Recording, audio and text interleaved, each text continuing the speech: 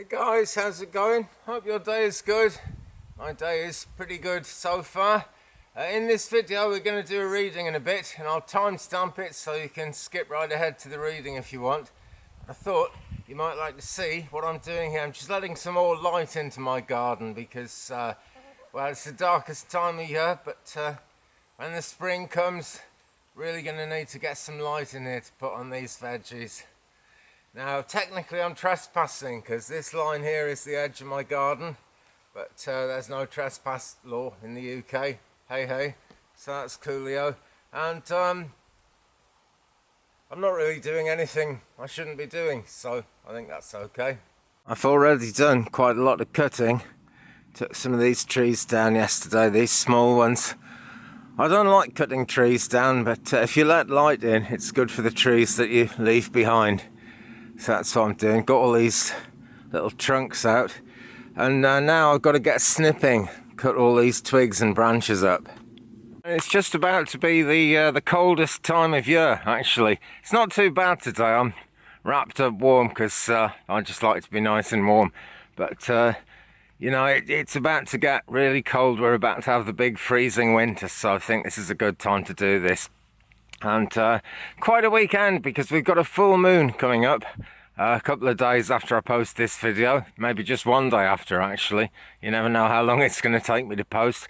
And then we've got the Winter Solstice, of course, coming up 2 days later on the 21st, or 3 days later, depending where you live in the world. But we're getting close to it. This is the thing, it's the turning of the year, and a lot of us are getting fed up with, in the northern hemisphere anyway, a lot of us are getting fed up with how dark everything is. But hey, you know, the sun is about to come back in. The sun is never far away, and that's a great thing. I'm really looking forward to that. So here we go. I really like this place. Let's just move the camera around a bit,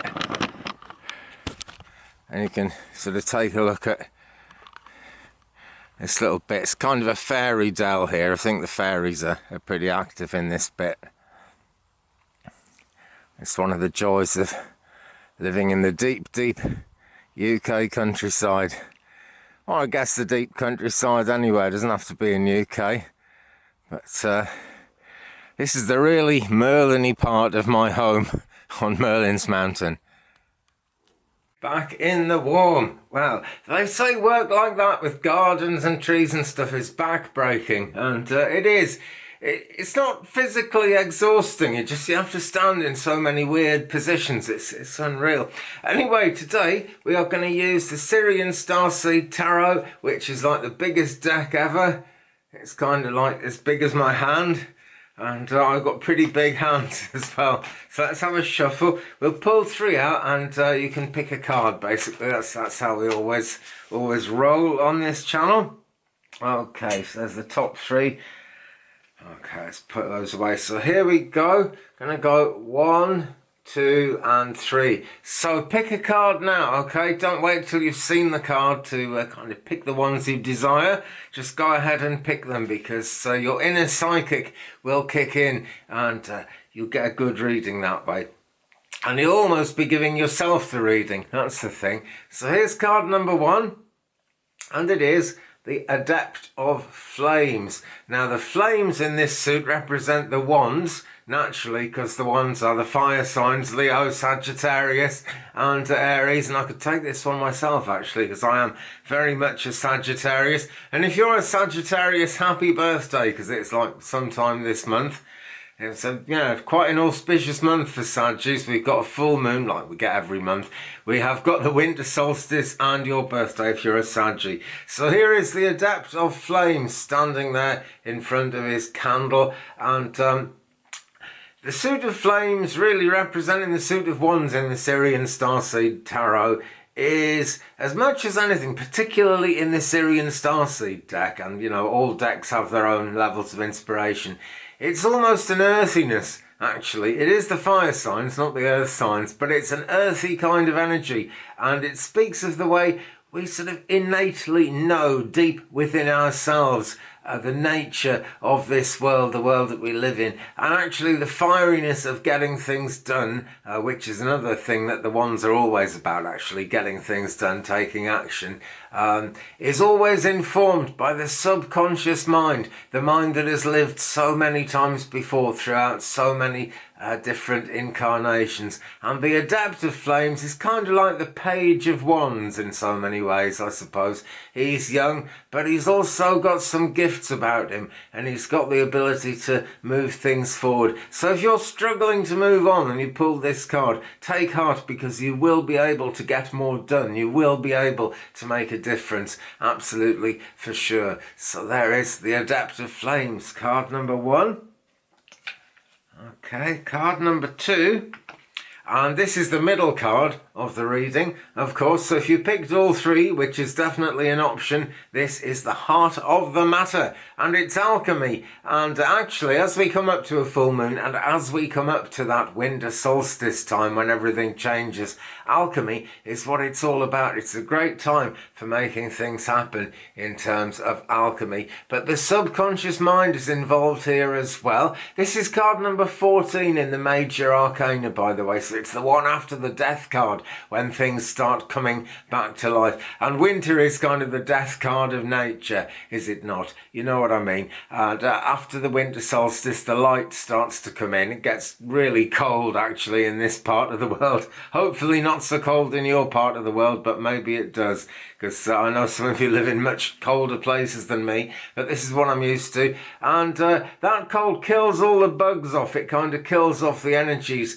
of the year that's just gone by, and we start towards the new year in a big way at Yule, at the winter solstice. And this card is very much like a crystal ball, isn't it? A crystal ball coming from a sort of fiery background there, coming towards us. But it's not the sort of crystal ball that's a clear one that you look in and see things. This is more the kind of crystal ball that bigs up your intuition. Well, a lot of people, and I teach crystal ball, by the way, a lot of people will try and look into a crystal ball like this, where it's not a clear one, and think, well, I can't really see anything. And then when they close their eyes, it's all there, all the information is there, and it all begins to make sense, and it all turns itself into a very positive kind of message, really. So alchemy is what it's all about, really. It's going to be the coldest time of year just ahead of us in the northern hemisphere. In the southern hemisphere, it's the different story, you know. This is kind of midsummer in the southern hemisphere. So if you're watching down under, not that it's down, but it's like down from here. If you're watching down under, then congratulations, you're coming into a lovely time of year, are you not? But in a lot of ways, so are we. We're coming into that winter wonderland in the northern hemisphere, and the alchemy really is all about making the best of the crazily almost barren time of year, I suppose. You could see me cutting sticks down earlier in the video there, cutting up sticks, and they're going to help me light a fire, basically. It comes from the forest needing to be cut back to let the light in, to allow new growth to happen. So it's dead wood, quite literally, but it's going to be lighting my fire. It's going to be starting all my fires for the winter months, because there is absolutely a ton of sticks, a great big pile. I was out there a long time, I really was. And there is alchemy. And friends, somewhere in your lives you will be finding alchemy going on now. It's all about change, but really it's all about change to come, you know. So the more positively you can see it, the better it's going to go for you, the more happy things are going to work out, basically. So this brings us to card number 3. Did you pick card number 3? Do let me know which card you picked, actually, in the comments below. And anything else you want to write in the comments, please do. So this one is, let's turn it round, it's the 3 of Crystals, and it says Trinity on the top of it very clearly there. The 3 of Crystals, and these polished crystals are standing here.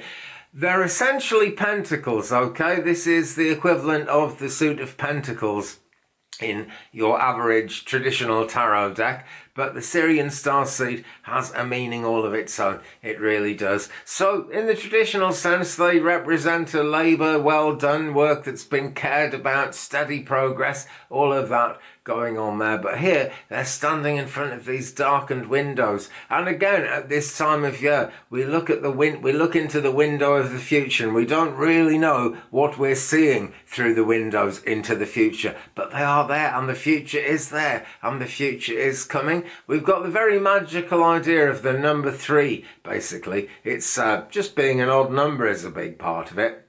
Apart from any traditional magical significances, when you've got an odd number, you kind of have to come up with an answer. An even number can leave you kind of going in both ways. You can get a draw, but you can never get results coming to a draw with an odd number. So even though it's a very low odd number, it suggests things opening up. It suggests things moving forward. And again, steady progress. So even though at this time of year, things feel like they're really coming to a halt, really coming to a stop in the Northern Hemisphere. It's actually only happening because the good things are yet to come, because there is more going to happen, because there is new energy.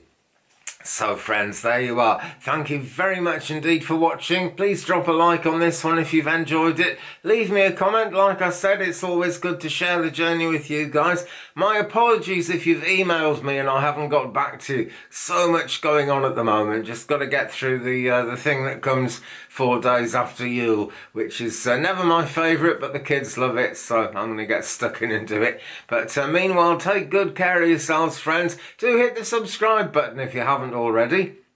And do check to see if you're still subscribed, if you have already subscribed, because I seem to lose between 5 and 10 subscribers every time I upload a video. This is kind of the vagaries and the craziness of YouTube, no doubt. But hey, that's enough about that. Thanks again for watching. Hope you really got something good out of that, and I'll see you again in a future video. Won't be long this time, actually. I'm trying to get as active as I can and get YouTube going again. Okay, meanwhile, look after yourselves, friends, and take care. Love and light, blessings and peace.